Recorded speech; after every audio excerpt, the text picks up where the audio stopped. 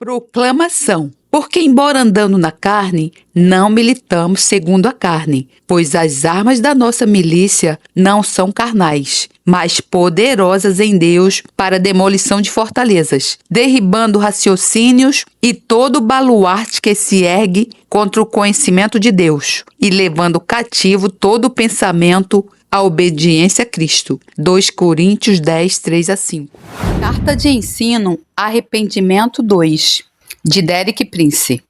Na carta anterior, iniciamos um importante estudo sobre o arrependimento e aprendemos que o arrependimento não é tudo o que Deus exige, mas que é invariavelmente a sua primeira exigência. Nesta carta, abordaremos mais alguns aspectos do arrependimento. Recapitulando as escrituras mencionadas na carta anterior, Jesus disse quando começou a pregar: arrependei-vos e crede. Primeiro arrepender, depois crer. No capítulo 13, nos versículos 3 e 5 de Lucas, ele disse: arrependei-vos, ou qual a alternativa? Pereceis. Depois da sua ressurreição dos mortos, ele encarregou os seus discípulos de irem e pregarem o arrependimento e a remissão, o perdão dos pecados. No dia do Pentecostes, quando perguntaram: que faremos, homens e irmãos? Pedro disse: arrependei-vos e cada um de vós seja batizado. E Paulo ensinou ao povo de Éfeso a conversão a Deus e a fé em nosso Senhor Jesus Cristo. Nota: Deus nunca muda este requisito inicial. Arrependei-vos e crede. Arrependei-vos ou pereceis. Arrependimento e remissão, perdão dos pecados. Repara que ambos são oferecidos em nome de Jesus. É a misericórdia de Deus que oferece o arrependimento.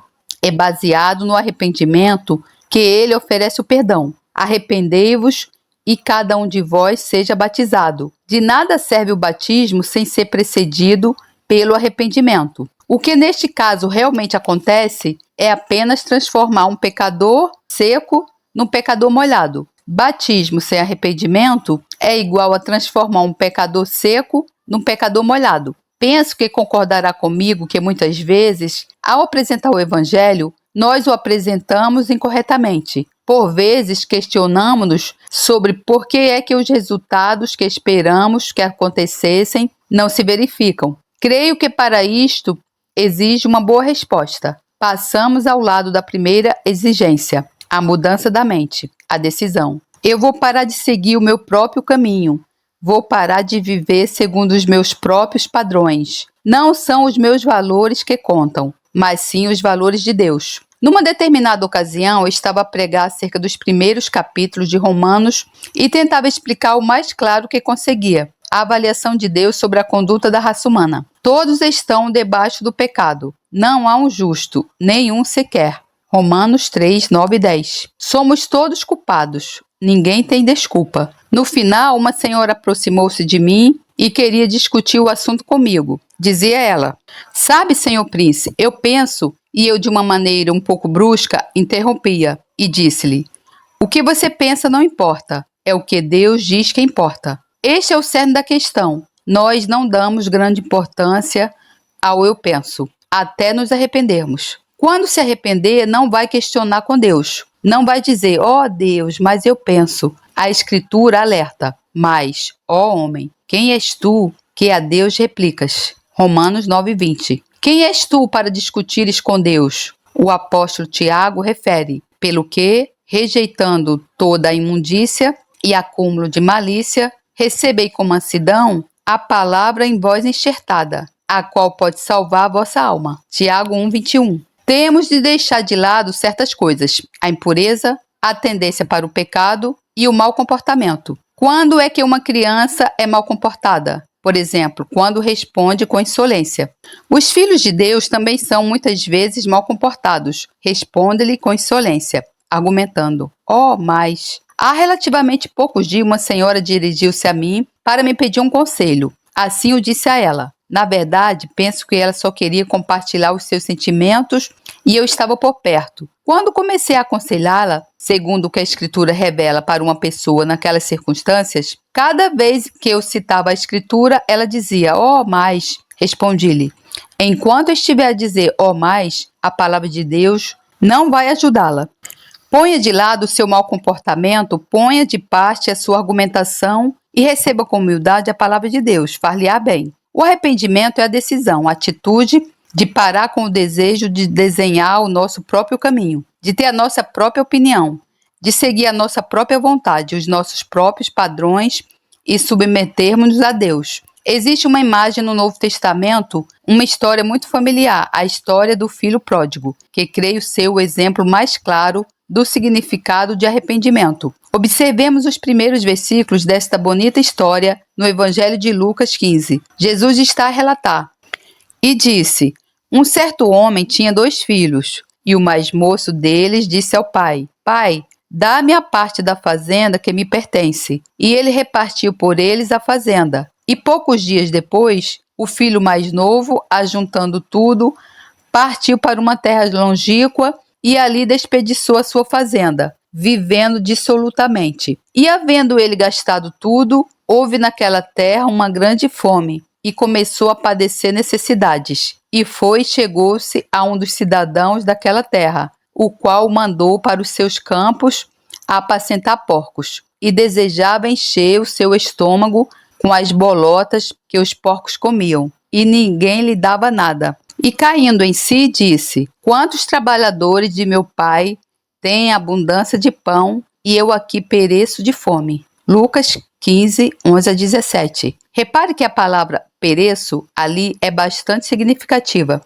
Aquele jovem tinha 2 alternativas: perecer ou arrepender-se. Eis a sua decisão. Levantar-me-ei e irei ter com meu pai, e dir-lhe-ei: Pai, pequei contra o céu e perante ti. Já não sou digno de ser chamado de teu filho. Faze-me como um dos teus trabalhadores. E, levantando-se, foi para seu pai. E quando ainda estava longe, viu seu pai, e se moveu de íntima compaixão, e correndo, lançou-se-lhe ao pescoço e o beijou. Lucas 15, 18 a 20. Essa imagem traduz na perfeição o que é o arrependimento. É uma decisão seguida de uma ação. Repare como o jovem chegou a essa decisão. Ele voltou as costas ao pai e à casa, seguiu seu próprio caminho e acabou sem nada, sozinho, frustrado, sem futuro. As escrituras dizem: ele caiu em si. Ele chegou ao momento da verdade, viu realmente o que tinha feito e em que estado se encontrava. Na realidade, Deus não pode lidar conosco até nós chegarmos a esse momento da verdade. É o momento em que vemos as coisas realmente tais como elas são. Percebemos, na verdade, quem realmente somos. E então, aí sim, ficamos libertos dos nossos pensamentos, das nossas ilusões e, sobretudo, da nossa linguagem religiosa. Deus não pode lidar conosco até chegarmos ao momento da verdade em que vemos as coisas realmente tais como elas são, em que percebemos quem realmente somos. Tanta coisa no meio das pessoas religiosas é disfarçada com clichês religiosos. Nós não caímos em nós próprios, porque temos alguma linguagem religiosa que disfarça a situação. Proferimos algumas banalidades como: Jesus encarrega-se-á de, mas nem sempre é desta maneira. Muitas das vezes, Deus permite os acontecimentos e aproveita algo para trabalhar em si e em mim. Tive um amigo que veio viver para perto de nós na Flórida. Tinha uma boa profissão e era um homem talentoso, mas devido a ter tido uma depressão bastante profunda, praticamente ia perdendo seu consultório e, em ato de desespero, voltou-se para Deus. Recebeu Jesus Cristo e foi salvo. Contudo, a sua vida continuava desorganizada, porque ele tinha se afastado do caminho e só a salvação não era o suficiente para o trazer de volta ao caminho de Deus. Ele mudou de casa ainda mais próximo de nós, abriu um consultório e, juntamente com a esposa, vinha muitas vezes à nossa casa para falarmos. O seu ambiente familiar não era muito feliz. Tinham um relacionamento conflituoso com a sua filha, percebiam que ela estava a escolher um caminho que não era o mais indicado para ela. Continuava a não ganhar o suficiente no novo consultório, porque apesar de trabalhar arduamente, também contraía dívidas, tendo entrado numa ruptura financeira. Um certo dia ele telefonou-nos e pediu para falar comigo e com a minha esposa. Eu estava realmente muito ocupado e honestamente, inicialmente não me apetecia abdicar do meu tempo No entanto, percebi algo na sua voz que me fez repensar e responder-lhe afirmativamente. Eles vieram e durante a conversa surgiu um assunto relacionado com o passado dele. E foi então quando percebeu que Deus lhe estava a indicar que a solução seria endireitar essa situação. O Espírito Santo caiu sobre ele e pura e simplesmente rendeu-se. Era um homem forte e inteligente e, no entanto, chorou como uma criança pequena nos meus braços. Deus limpou a situação que estava pendente entre ele e este homem. Após uma semana, sua vida começou a encarreirar. Passado algum tempo, mudou novamente de casa. Abriu um consultório, a sua filha voltou para o caminho certo e, passado 3 meses, esta família estava completamente restaurada. Reparem, tudo começou quando ele deixou Deus limpar a situação que ele tinha encoberto e para a qual até então não tinha estado aberto para deixar que isso acontecesse. Encontrou assim o caminho de volta para o plano de Deus para a sua vida. Foi abençoado na sua família, no seu trabalho e estava finalmente liberto e feliz. Conhecendo um pouco do seu passado, pude perceber que ao longo do tempo, Deus já o estava a preparar para a sua libertação. Quando ele queria dar um passo para a esquerda, Deus fazia com que o desse para a direita. E quando cumpria essa indicação, Deus dava-lhe nova ordem para inverter de novo a direção. Assim, pouco a pouco, Deus fê-lo chegar a uma situação tal que ele não tinha mais como e por onde esconder aquele assunto pendente. E quando finalmente ele se disponibilizou a resolvê-lo e se rendeu, tornou-se claro que era isto que Deus esperava dele para libertá-lo. Reconhecimento da necessidade de enfrentar o assunto e total rendição a ele. Essa é a maneira como Deus lida conosco. Acompanhei espiritualmente muita gente e tenho observado que há sempre uma área que pode até ser bem diminuta,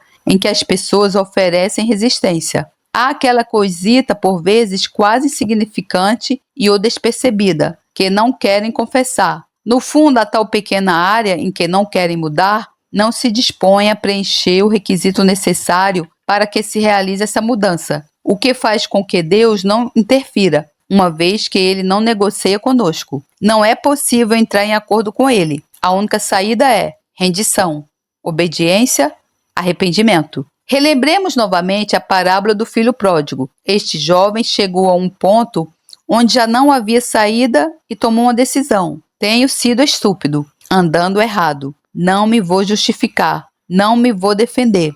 Simplesmente vou voltar. Ele pensou primeiro no que iria dizer. Pai, pequei. E não, tens sido muito exigente ou muito limitado nos teus pontos de vista.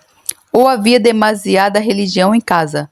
Mas sim, ia dizer, eu tenho andado errado e não sou digno de ser chamado teu filho. Trata-me como um dos teus empregados. Isto é humildade. Quando uma pessoa se arrepende verdadeiramente, se for necessário esfregar o chão, ela faloá. Não discute, não argumenta. Deus, estou num nível superior a isto. E ele voltou. Vamos rever os próximos versículos dessa parábola. E levantando-se foi para seu pai. Lucas 15:20. Como vê, a decisão não estava completa até que ele invertesse o seu rumo e partisse em direção à casa do seu pai. Uma coisa é tomar uma decisão e outra coisa é cumpri-la. Isto é arrependimento genuíno. Tomou a decisão, fez inversão de marcha e regressou. Arrependimento genuíno. Tomar a decisão, fazer inversão de marcha e regressar. E levantando-se foi para seu pai. E quando ainda estava longe, viu seu pai e se moveu de íntima compaixão. Lucas 15:20. A palavra grega utilizada no sentido de compaixão tem a ver com as entranhas, o nosso interior, o centro das nossas emoções. O seu pai reagiu de imediato, movido por um impulso interior, e foi ao seu encontro abraçando-o, beijando-o demoradamente. O pai há muito que ansiava por reaver este filho, mas nada poderia ser feito até que o filho desse o primeiro passo, ou seja, se arrependesse. Apesar de todo o amor que sentia por este filho, nunca o foi procurar, esperando pacientemente que ele se arrependesse e quisesse regressar por livre e espontânea vontade. E que magnífica recepção lhe preparou para o receber. E o filho lhe disse: Pai, pequei contra o céu e perante ti, e já não sou mais digno de ser chamado teu filho. Lucas 15, 21. Mas o pai não o deixou continuar. Ele ia dizer: faze-me como um dos teus trabalhadores. Lucas 15, 19. Mas antes dele poder dizer isso, o pai ordenou: tratai-o como filho de honra da família. Trazei depressa a melhor roupa e vesti-lo e ponde-lhe um anel na mão e sandálias nos pés. Lucas 15, 22. Repare, quantos de nós estamos alienados do melhor que Deus tem porque não fazemos o que aquele jovem fez? É assustador, não acha? Analisemos agora o irmão mais velho. Ele chegou a casa um pouco mais tarde e ficou indignado pelo fato do seu pai ter recebido de volta o filho que tinha desperdiçado toda a herança que lhe fora entregue. Mas sabe, ao estudarmos a personalidade e o comportamento do filho mais velho, chegamos à conclusão de uma coisa: ele era religioso, mas nunca se tinha arrependido. A igreja de hoje debate-se exatamente com o mesmo obstáculo em todas as nações à volta do mundo. Há pessoas que pensávamos não serem religiosas, mas acabamos por perceber que até eram. Começaram lentamente e aperceberam-se do que significa arrepender-se. Estão a pôr de lado a sua teimosia, a sua rebelião, e estão a inverter a marcha e a regressar ao Pai. Infelizmente, muitas das pessoas que esperamos que se alegrem e que os recebam bem, revelam-se impertinentes e infelizes, apenas porque elas não reúnem a condição necessária para inverter a sua situação, o arrependimento. Então, pode-se concluir que as pessoas religiosas precisam tanto de se arrependerem como as que não são convertidas e as que não vão à igreja. Todos nós andávamos desgarrados como ovelhas, cada um se desviava pelo seu caminho. Isaías 53, 6. Na maioria dos casos, esse caminho é um caminho religioso. Cada um se desviava pelo seu caminho. Na maioria dos casos, esse caminho é um caminho religioso. Temos os nossos próprios padrões, práticas e associações religiosas. E é mais difícil para uma pessoa religiosa arrepender-se do que para uma pessoa que não faz parte de nenhuma confissão religiosa. Quando o Senhor, pela sua graça, me alcançou há mais de 30 anos, eu realmente não sabia nada acerca de religião. Mas uma coisa eu sabia que era um pecador. No entanto, nunca tive problemas em reconhecer a minha condição. E acredito por esse fato, foi mais fácil para mim chegar até Deus. É uma decisão seguida de uma ação, um reconhecimento. Eu pequei, Pai. Não discuto. Não estou a desculpar-me. Não estou a justificar-me. Não estou argumentando. Aqui estou. Farei aquilo que disseres. Isto é arrependimento. Existe um outro exemplo de arrependimento no Novo Testamento que gostaria de compartilhar também. Nas ordenanças do sacerdócio levita, há algo que poderá parecer muito antiquado e que não faz sentido atualmente, mas não é bem assim. No capítulo 4 de Levítico, lê-se acerca da oferenda pelo pecado, referindo que o sacerdote, para limpar os seus pecados, deve adquirir um novilho, trazê-lo até a porta do tabernáculo da congregação, deve colocar a mão sobre a cabeça do novilho, confessar o seu pecado sobre ele e seguidamente matá-lo. Isso é arrependimento, é matar o novilho. Note que o novilho era a oferenda pelo pecado. Então, quando o sacerdote colocava as suas mãos na cabeça dele e confessava o seu pecado, simbolicamente este era transferido para o animal. O novilho ficava identificado com seu pecado. Esta é a lei das oferendas sob a antiga aliança. Todavia, se o sacerdote tivesse simplesmente confessado o seu pecado e colocado as suas mãos na cabeça do novilho, isso não resolveria o seu problema. A próxima coisa que ele tinha de fazer era matar o novilho, e ao matá-lo, matava o seu próprio pecado. Ele identificava-se a si mesmo com o julgamento de Deus sobre o seu pecado. Arrependimento é matar o novilho. Rufus Moseley, esse grande santo de Deus que está com o Senhor já há alguns anos, costumava dizer o seguinte: lembra-te, tu és perdoado quando parares de cometer o pecado. Se não paraste, não és perdoado. Se simplesmente confessaste o teu pecado e transferisse isso para o novilho, mas não pegasse na faca afiada e o matasse, o teu problema não está resolvido. Muitas pessoas não querem matar o novilho. Davi foi um homem que sabia o que era o arrependimento. Existem muitos salmos que falam do arrependimento. O Salmo 51, com certeza, é o mais famoso salmo penitencial, mas observemos com atenção o que diz o Salmo 139, 21 a 24. Não aborreço eu, ó Senhor, aqueles que te aborrecem, e não me aflijo por causa dos que se levantam contra ti, aborreço-os com ódio completo, tenho-os por inimigos. Versículo 21, 22. Por vezes, pergunto às pessoas cristãs, podemos nós como cristãos dizer isso? Aborreço-os com ódio completo, tenho-os por meus inimigos? Algumas pessoas dizem que sim, outras dizem que não, que os cristãos não deviam falar assim. Lê os próximos 2 versículos e vê onde Davi estava à procura dos inimigos de Deus. Ele refere: sonda-me, ó Deus, e conhece o meu coração. Prova-me e conhece os meus pensamentos. E vê se há em mim algum caminho mau, e guia-me pelo caminho eterno. Versículos 23 e 24. Davi não estava preocupado acerca dos inimigos de Deus ao seu redor, mas sim acerca dos inimigos de Deus dentro do seu próprio coração e vida. Ele afirmou: Deus, se existirem alguns inimigos teus dentro de mim, eles são meus inimigos também. Eu odeio-os, não os quero, não tenho compromissos com eles, não quero fazer parte com eles, não os tolerarei.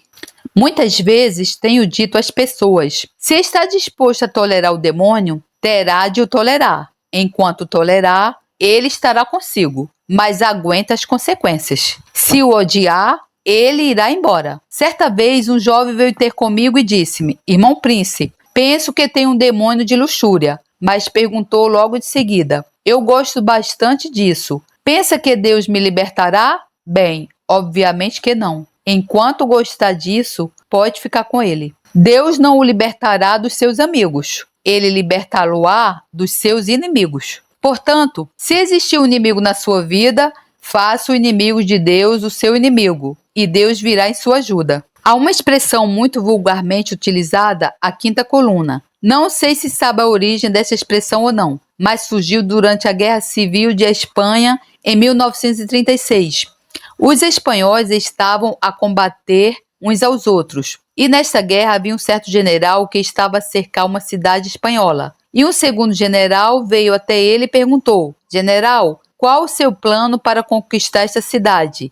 E o primeiro general respondeu-lhe dizendo: tenho 4 colunas a avançar contra a cidade, uma no norte, uma do sul, uma do oeste e outra do oeste. Depois parou e acrescentou: mas é com a minha 5ª coluna que espero conquistar a cidade. Então o segundo general retorquiu: onde está a 5ª coluna? E o primeiro general replicou: dentro da cidade. Esta é a origem da expressão, a 5ª coluna. É a coluna que não ataca de fora, é a coluna que ataca de dentro. Da mesma maneira, quando os cristãos são derrotados, é porque foram atingidos pela 5ª coluna. O demônio não pode vencê-lo de fora, mas se houver uma 5ª coluna dentro de si, será a maneira através da qual ele o destruirá. O demônio não pode vencê-lo de fora, mas se houver uma 5ª coluna dentro de si, será a maneira através da qual ele o destruirá. Só terá esta 5ª coluna em si enquanto a tolerar,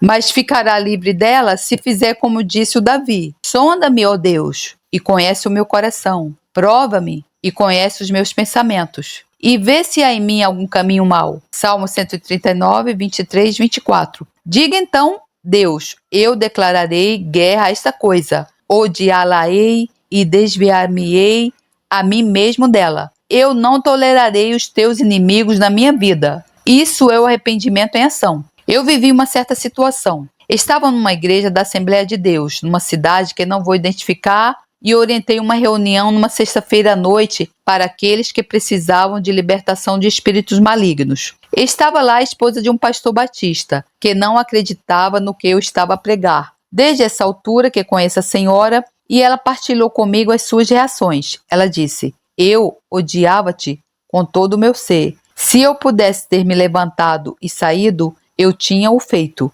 Mas ela não partilhou de todo isto comigo naquela altura. No dia seguinte, sábado de manhã, eu orientei um estudo bíblico na mesma igreja. E esta senhora estava lá. Agora, o estudo bíblico não tinha nada a ver com a libertação ou qualquer dessas coisas.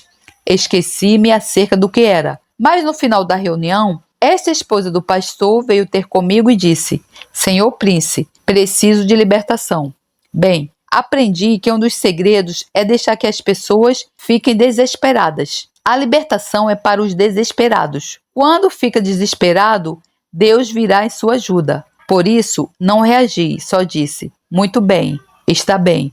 Ela continuou: Eu preciso de libertação agora, já. Eu disse: Bom. Ela disse: Eu tenho de ter isso. Eu disse: Louvado seja o Senhor. E não me ofereci para fazer alguma coisa. Ela simplesmente foi até o altar, ajoelhou-se e começou a orar. À medida que orava, aumentava o volume, até que toda a igreja podia ouvir o que estava a dizer e dizia palavras que me surpreenderam. Ela disse: Não existe uma gota de sangue azul nas minhas veias. Não existe uma gota de sangue azul nas minhas veias. Não existe uma gota de sangue azul nas minhas veias. Ela continuou a fazer essa declaração e Deus alcançou-a no altar daquela igreja. Eu não orei com ela. Ninguém orou com ela. Deus alcançou-a no altar daquela igreja. No final, ela esclareceu-me. Sabe, cresci sempre a ouvir que pertencia a uma família aristocrática e por isso pensei que era alguém especial. Ela disse: Enquanto o irmão estava a pregar, Deus trabalhou em mim na área do orgulho, e Deus trouxe-a ao lugar onde ele pôs o seu dedo na ferida que estava entre ele e ela, o seu orgulho no seu passado, nos seus ancestrais. E contudo, Deus trouxe aquela senhora orgulhosa a uma igreja da Assembleia de Deus, onde ela viria a descobrir o que a estava a alienar de Deus, perante todos os presentes. Quando fez isso, ela ficou liberta. O poder do orgulho sobre ela foi quebrado. Esse é o ponto a que devemos chegar. Jesus disse: Se eu expulso os demônios pelo Espírito de Deus, Mateus 12, 28, e numa passagem correspondente, no outro evangelho, ele disse: Se eu expulso os demônios pelo dedo de Deus, Lucas 11, 20. Por isso, aprendemos que o Espírito de Deus é o dedo de Deus. Isto é muito revelador. O Espírito não é como uma grande mão que desce e cobre uma grande área. Ele é como um dedo que aponta e toca apenas no que necessita de ser tocado. E quando o Espírito faz isso na sua vida ou na minha vida, na área em que nós rebelamos contra Deus e nos humilhamos e nos submetemos, dá-se abertura para a libertação. Aí, Deus pode nos fazer começar de novo na direção certa. Pode nos tratar como filho pródigo e dizer: Eu tenho estado à tua espera. Estou pronto para te receber agora. Podes tirar os farrapos. Podes pôr o anel, símbolo da autoridade. Podes vestir o manto, símbolo da justiça. Podes calçar os sapatos, símbolo do evangelho da paz. Mas enquanto houver rebelião no coração, não pode haver aceitação plena de Deus. Enquanto houver rebelião no coração, não pode haver aceitação plena de Deus. Portanto, essa questão pendente entre si e Deus, o que no seu coração e na sua vida não está em linha com a vontade de Deus e com as exigências de Deus, tem de ser resolvida. O Espírito Santo pôs o seu dedo nisso, tocou somente nisso. A Escritura diz: Porque qualquer que guardar toda a lei e tropeçar em um só ponto, tornou-se culpado de todos. Tiago 2,10. O mesmo acontece na nossa relação com Deus. Nós podemos querer fazer a vontade de Deus em todas as áreas, exceto numa. Mas quando resistimos numa área, continuamos a ser rebeldes. Desejo terminar com a oração que Davi orou no Salmo 139, 23. Se desejar dizer isto comigo, declare: Sonda-me, ó Deus, e conhece o meu coração. Prova-me e conhece os meus pensamentos. E vê se há em mim algum caminho mau, e guia-me pelo caminho eterno. Amém.